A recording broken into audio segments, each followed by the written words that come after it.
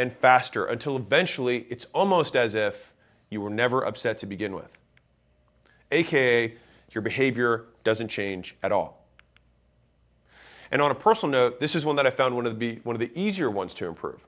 Once it's like, okay, I messed up, I've acted this way, how do I jetpack back to normal as fast as possible, right? So as soon as you hit your rock bottom, whatever that is for you, of this upset period, you reverse course, hardcore, full 180, full throttle forward, back to normal, all right? Because then you get to say, like, it only controls me as long as I allow it to control my behavior. And so if you realize, now we're getting into the last version of this, if you realize that you are worse off than you were before the bad thing happened, we're getting into adaptability, then you have low adaptability, right? And now, how do we reverse this, the fourth component of mental toughness? Then you have to ask yourself, how can I let this bad thing serve me? In what universe would this bad thing occurring actually be the beginning of something better? Real. And so no matter how bad it is, our moments of greatest growth typically come after our biggest upsets. I don't know about you guys, but for me, this has solely been true. Like, a lot of my greatest growth has come from like very, periods where, my fortitude was tested. I acted worse than I would like to. And then at that point, you come back to a baseline. But then you look back on the whole experience and you're like, how could this have served me? In what universe would this actually be in a story where the protagonist grows from this? So I love this. I think that I heard this first time on Joe Rogan, but I love the frame, which is that if you were to wake up, right, as the main character in a movie, and you know that that movie has a happy ending, and the character gets passed up for the promotion, doesn't get the girl, the person they cared about most dies, what would the character in the story do to move the plot along towards the happy ending, right? As soon as you recognize it, what would that character do? You do it. And to be clear, guilt means that you broke your own rules. And shame means you broke other people's rules. And those things are only useful after you had a bad behavior, right? As long as they get you to change your behavior for the better. Those two emotions, which come as the result of breaking your own rules or breaking other people's rules, are effective for changing behavior if you let them help you change your behavior for the better. You just simply feeling bad for the sake of feeling bad and not changing your behavior serves no one. It serves no purpose. So to be clear, I am not saying that you're supposed to numb yourself at all or not feel your feelings. I'm stating that you do not need to act out your feelings. In other words, just because you feel like shit doesn't mean you need to act like shit, treat other people like shit, or treat yourself like shit.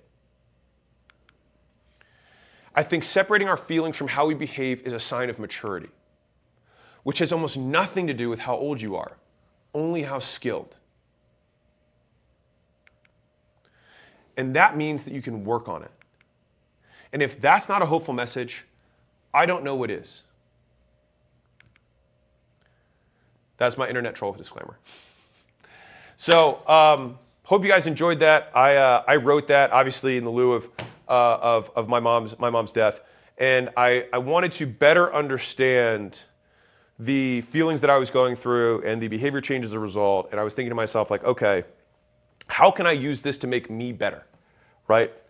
How can I use this to strengthen me?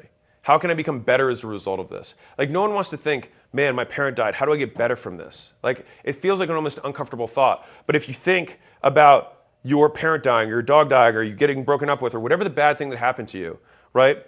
Like, what other frame serves you? And do you think that that person that let you down would want you to be worse off? No. I know for me, for sure not, right? That person would want me to be better from it. They wouldn't want me to be permanently traumatized. They wouldn't want me to be permanently changing my behavior in a way that is antithetical to my goals, is against my goals, makes it less likely that I get what I want out of life. Why would they want that for me? Why would they want that for you? Right? And so I think one of the things that's very important for, like, that I also had to break, in thinking through this, is that how long I mourn has nothing to do with how much I loved. Period. If you get broken up with, if you're like, man, it takes half as long to get over somebody as you were in a relationship. You guys ever heard that before? I've heard that, right? And when you think about that, though, right? why? You ever asked them that? Like someone was like, it takes half as long, that you're in a relationship to get back to back, right? Like back up to normal. Why? Why? Who made that rule? Why can't I get broken up with today and be better immediately? Why not? Like what stops me? What rule of physics prevents me from behaving in a certain way? Right? And I want to be clear. There are biological things that can affect this. If you're low on sleep, if you haven't eaten, if you, I think there's two that are coming top of mind. But like on the flip side, it's like if you slept really well, you have a full stomach, like you are more resilient, right? You have more tolerance and you have higher resiliency. All of your mental toughness stats will go up when you are biologically in a better situation. I only say that because they've measured this. People are less tolerant when they haven't slept. They're less tolerant when they haven't eaten, right? And so I don't want to say that these things happen in a vacuum. Absolutely not. But when the bad thing happens, typically you don't expect them, and you have to deal with the cards you're dealt, right? We have to take it within the fact that maybe we didn't sleep that much the night before, or we haven't eaten in 6 hours, right? Or we just came off of 9 bad meetings in a row, whatever it is, right? We still have that moment, and Viktor Frankl talks about this in Man's Search for Meaning. He said there's this gap, this moment between stimulus and reaction where we have a choice. We get to act how we want to behave. And I think that is where we get to live out our ideals. And I think if there's anything that's eternal about the human life, it's about the values that we choose to live by. And as someone who recently wrote a eulogy about this, I find it interesting when I think about what things we use to describe other human beings at the end of their life to summarize everything that happened. And what's very interesting to me is that the accomplishments that the person goes through is about 1 to 2 sentences. No one cares.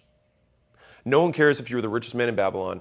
No one cares if you built a bunch of skyscrapers. No one cares if you invented some new social media app that then got sold for $1 billion. Like imagine at the funeral, this was John, man, he really knew how to nail product market fit. No one would say that, even though it's something that we dedicate a huge amount of our time to. And what I did find that was interesting is that there was 2 things that persistently come up as the things that people talk about, which is number 1, service. What do they do for other people?